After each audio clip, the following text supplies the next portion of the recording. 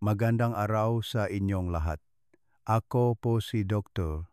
Renato Bagani, isang doktor na may 35 taon ngang karanasan at sa araw na ito, ating tatalakayin ang paksangang 7 uri ngang dahon na nakakatulong maglinis ng taba sa dugo. Naitanong niyo na ba sa inyong sarili kung bakit kahit hindi naman kayo kumakain ng sobra, ay mataas pa rin ang inyong kolesterol? O kung bakit sa edad na 50, ang tibok ng puso ay bumibilis at ang presyon ng dugo ay pabago-bago. Ang katotohanan ay dumarami ang makabataang nakakaroon ng sakit sa puso at mataas na kolesterol. Marami ang nakakatuklas lamang nito kapag ang katawan ay nagpaparamdam ng sakit o mas malala kapag inatake na. Ngunit ang magandang balita ay may mga luntiang solusyon na matatakpuan sa ating kalikasan. Ilang uri ang dahon na karaniwang tumutubo sa ating mga bakuran o mabibili ng mura sa palengke ay may kakayahang maglinis ang mga ugat, magpababa ng masamang kolesterol, at tulungan ang atay at bato sa pag-alis ng lason. Ngayon, ibubunya ko ang 7 karaniwang dahon na ito at ang tamang paraan ng paggamit nito na ligtas para sa lahat. At tandaan, ang ika-7 dahon ay isang paboritong ginagamit ng marami, kaya't huwag itong palampasin. Una, dahon ng lotus, nagpapababang taba sa dugo at nagpoprotekta sa puso. Ang lotus, na kilala rin bilang padma, ay hindi lang magandang bulaklak sa mga lawa, kundi naglalaman din nga benepisyo para sa puso. Mayaman ito sa mga compound tulad ng flavonoids at alkaloids na tumutulong magpababa ng LDL o bad cholesterol at pigilan ang pagdikit ng taba sa mga ugat. Dahil dito, nakakatulong itong maiwasan ang atherosclerosis, na sanhi nga alta presyon at atake sa puso. Bukod sa pakontrol ng taba sa dugo, ang dahon ng lotus ay nakakatulong din sa pag-alis ng init at lason sa katawan. Ang ilang alkaloids sa dahon nito ay may epektong nagpapakalma sa sistema ng nerbiyos. Marami ang umiinom ng tsaa mula sa dahon ng lotus sa gabi para sa mas mahimbing na tulog. Paano gamitin? Hugasang mabuti ang sariwang dahon ng lotus, hiwain at patuyuin. Magpakulo ng 5 hanggang 10 gramo ng tuyong dahon tulad ng paggawa ng taa. Kung ayaw ninyo ngang medyo mapait na lasa, maaring magdagdag ng kaunting licorice. Paalala, ang dahon ng lotus ay may katangiang malamig at maaring magpababa ng presyon. Ang mataong may mababang presyon, buntis, o nagpapasuso ay dapat mag-ingat sa paggamit nito. Ikalawa, dahon NG banaba, ang lunas para sa matatag na kolesterol at presyon NG, dugo. Ang punong banaba ay isang kilalang halamang gamot sa Pilipinas. Sa tradisyonal na medisina, ginagamit na ito sa loob ng maraming siglo para sa diabetes.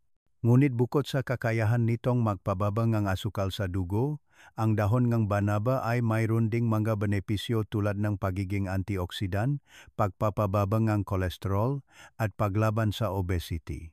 Ang madahon nito ay mayaman sa corosolic acid, isang compound na tumutulong sa pag-regulate ng blood sugar at cholesterol. Nakakatulong ito na pigilan ang pagbuo ng plaque sa ugat, na nagpapabuti sa daloyng dugo at nagpapababa ng panganib sa alta presyon at atake sa puso. Paano gamitin? Ang pinakakaraniwang paraan ay ang pagpapatuyo nga dahon at paggawa nito bilang saa, magpakulo ng 20 hanggang 30 gramo ng tuyong dahon sa 1 litrong tubig at inumin sa buong araw.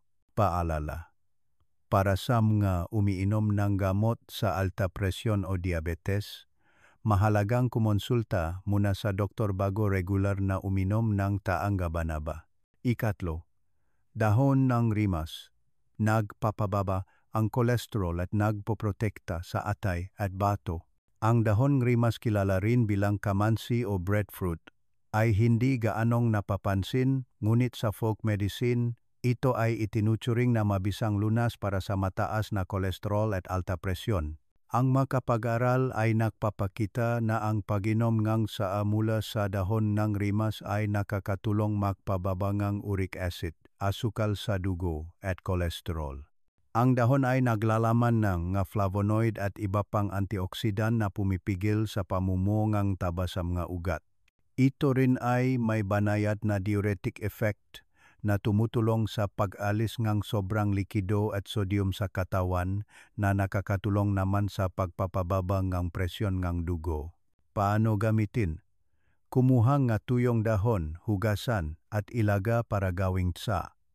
Ang kulay nito ay manilaw-nilaw na kape at medyo mapait, ngunit maaring haluan ng dahon ng pandan upang sumarap.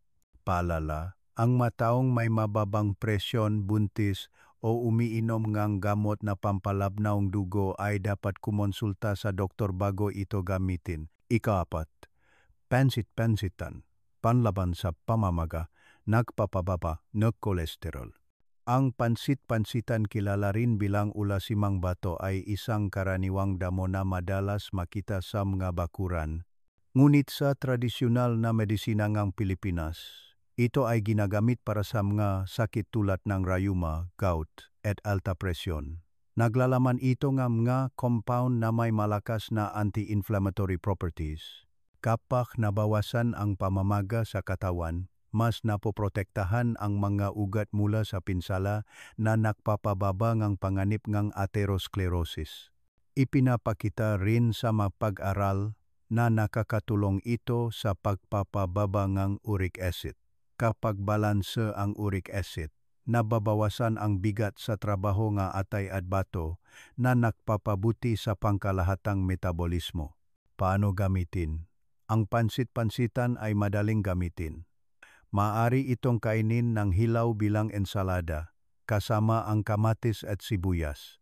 Pwede rin itong ilaga at inumin bilang saa. Ang saa nito ay may banayad na lasa. Paalala, dahil ito ay may katangiang pampalamig, ang mataong madalas ginawin ay dapat maging maingat sa pagkonsumo nito. Ika-5, dahon ng mulberry, nagpapalusog ng atay, nagpapababa ng kolesterol. Ang puno ng mulberry, moras, ay kilala hindi lang sa bunga nito kundi pati na rin sa dahon na mayaman sa benepisyo. Ang dahon ng mulberry ay naglalaman ng compound na nakakatulong magpababa ng kolesterol at asukal sa dugo. Pinipigilan nito ang pagdikit ng masamang kolesterol sa mga ugat na nakakatulong na maiwasan ang atherosclerosis, alta presyon at stroke. Ipinakita sa ilang pag-aral na ang regular na pag-inom ng TSA ng mulberry ay nakapagpababa ng LDL, bad cholesterol, at nakapagpataas ng HDL, good cholesterol, sa loob lamang ng ilang linggo. Bukod dito, ito ay nakakatulong din sa paglilinis ng atay. Paano gamitin? Pumitas ng gabatang dahon, hugasan, patuyuin at gawing tsa. Maaari ding ilaga ang sariwang dahon at inumin ang pinaglagaan. Ang tsa nito ay may banayad na lasa at madaling inumin. Paalala, kung uminom ngamot para sa diabetes, kumonsulta muna sa doktor bago ito regular na inumin. Ika-6, tanglad nagpapababa ng kolesterol at tumutulong sa panunaw. Ang tanglad, lemongrass, ay isang pamilyar na sangkap at halamang gamot sa Pilipinas. Ang isang tasaang mainit na salabat de tanglad ay hindi lang masarap, kundi puno rin ng benepisyo. Ang tanglad ay may mga natural na compound na may antioxidant properties at tumutulong sa pag-regulate ng taba sa dugo. Ang regular na pag-inom sa ang tanglad ay nakakatulong na mabawasan ang masamang kolesterol. Sinasabi rin na pinipigilan nito ang pagsipsip ng taba mula sa pagkain kaya mas nakokontrol ang kolesterol sa dugo.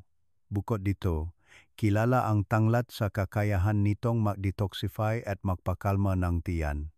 Paano gamitin? Kumuha ang sariwang tanglad, hugasan, dikdikin ng bahagya, at pakuluan sa tubig. Maaari itong inumin ng mainit o malamig at pwedeng alternatibo sa tubig sa buong araw. Paalala, dahil ang tanglad ay may diuretic effect, ang mataong may mababang presyon o uminom ng gamot sa diabetes ay dapat uminom nito ng may moderation. Ika-7, damong Maria, nagpapababa ng kolesterol, nagpapabuti ng sirkulasyon at natural na pampakalma. Ang damong Maria, mugwort, ay isang kilalang halaman sa Pilipinas na ginagamit sa iba't ibang lunas.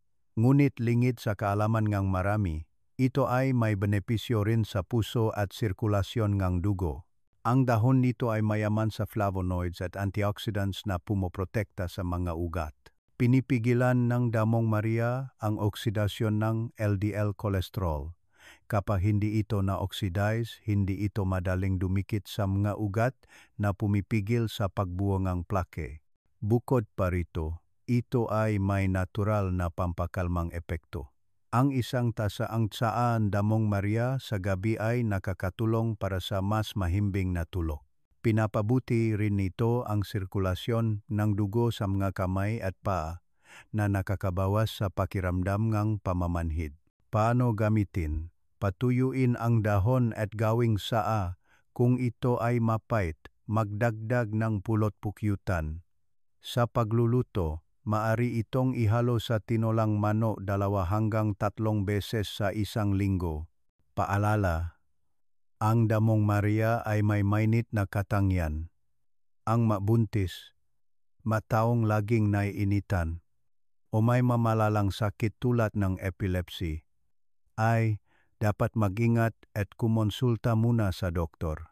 Konklusyon, mga kaibigan, ang kalikasan ay punong biyaya. Sa ating mga bakuran at palengke, naroon ang mga luntiang dahon na tahimik na nagpoprotekta sa ating puso. Kung sasabayan natin ito ngang malusog na pamumuhay, balanseng pagkain, sapat na tulog, regular na ehersisyo, at positibong pananaw, ang ating katawan mismo ang gagawa ng pinakamalakas na pananggal laban sa sakit. Tandaan, ang kalusugan ay nagsisimula sa mga simpleng bagay na ginagawa natin araw-araw. Isang tasa ang herbal na tsaa, isang plato ngang nilagang gulay, o ilang minutong paglalakad pagkatapos kumain. Kung nakita ninyong kapakipakinabang ang impormasyong ito, mangyaring i-like, ibahagi sa inyong mamahal sa buhay, at mag-subscribe para sa mas marami pang payong pangkalusugan.